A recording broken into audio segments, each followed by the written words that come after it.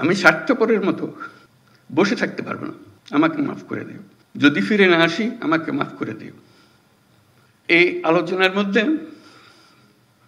শুনতে শুনতে আমার মনে আসলো একটা কথা। এটা হলো আনাজ, একজন শহীদ বালক। সে 10ম শ্রেণীর ছাত্র ছিল, সবার মনে আছে, সবাই দেখেছে তার চিঠি।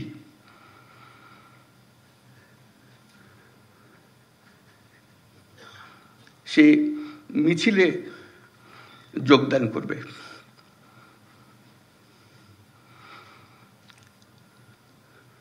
সে বলছে,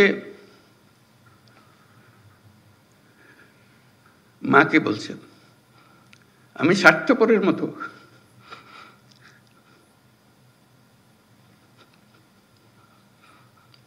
বসে থাকতে পারবো না, আমাকে মাফ করে দিও। যদি ফিরে না আসি আমাকে মাফ করে দিও।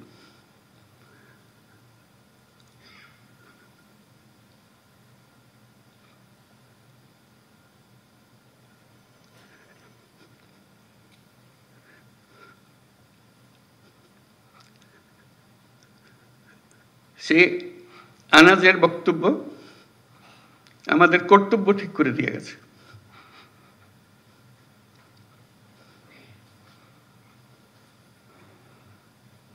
আমরা বসে থাকবো না।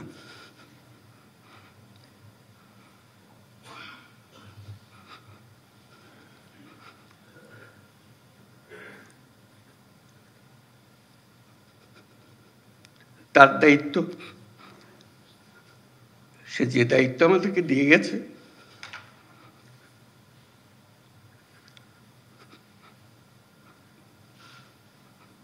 সেটা আমরা গ্রহণ করলাম। সে জেনে শুনে গেছে, বলছে যদি ফিরে না আসি আমাকে মাফ করে দিও। সে ফিরে আসে নাই, আমাদেরকে দায়িত্ব দিয়ে গেছে।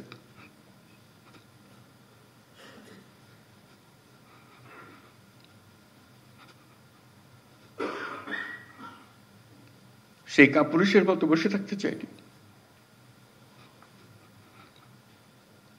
আমরাও কাপুরুষের মতো বসে থাকতে চাই। আমরা তার স্বপ্ন বাস্তবায়ন করতে চাই, এটি আমাদের দায়িত্ব।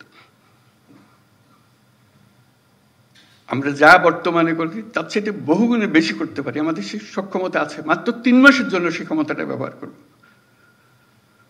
আমি সারা জীবনের কথা বলছি না, আসলে আমি বড় দায়িত্ব। এই 3 মাস আমার পক্ষে যত উচ্চ লেভেলে কাজ করা সম্ভব, যত নির্ভুলভাবে কাজ করা সম্ভব, সেটা আমি করব। আনাজের যে স্বপ্ন, সে স্বপ্নে যদি কিছুটা আমাকে দিয়ে হয়, আমি সেটা পালন করব।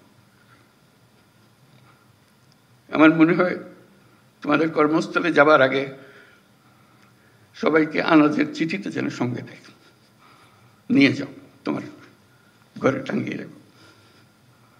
তাহলে আমার এত কথা বলার দরকার হবে না। সেটাই নির্ধারণ করে দেবে আমাদের দায়িত্বটা কি। সেই সময়টা এসছে, আমরা বলছি উৎসব মুখর হবে, ঐতিহাসিক হবে, সবকিছু এর মধ্যে এসে যাবে। কারণ এটা শুধু উপরওয়ালার হুকুম মানার জন্য করছি না, আরো বড় হুকুমওয়ালার দায়িত্ব আমরা এটা করছি। এবং সেই হুকুমওয়ালা উপরে আর আমার ভেতরে, আমার মধ্যে কি আছে সেটা আমি প্রকাশ করতে চাই। আনাজ যেরকম প্রকাশ করে গেছে, তো সেই দায়িত্ব নিয়ে আমরা আজকে কর্মক্ষেত্রে যাব। এবং যে স্বপ্ন আমরা দেশের নাগরিক হিসেবে সবাই দেখি, সেটা বাস্তবায়নের জন্য যে বিল্ডিং স্ট্রাকচার যেটা তৈরি করে দিতে হবে, সেটার দায়িত্ব আমরা পেয়েছি। স্ট্রাকচার আমরা এমনভাবে মজবুত করে করব, শত বছর ওটা হেলবে না, তুলবে না। আমরা শেষ বয়সে স্মরণ করবো এই কাজটা আমরা করেছিলাম। অতীতের দিকে যখন তাকাবো, গর্ব করে তাকাবো। আমরা গণ অভ্যুত্থানে শহীদ হই নাই, আমরা তাদের সমর্থন দিয়েছি, দূরে থেকে দিয়েছি, কাছে থেকে দিয়েছি,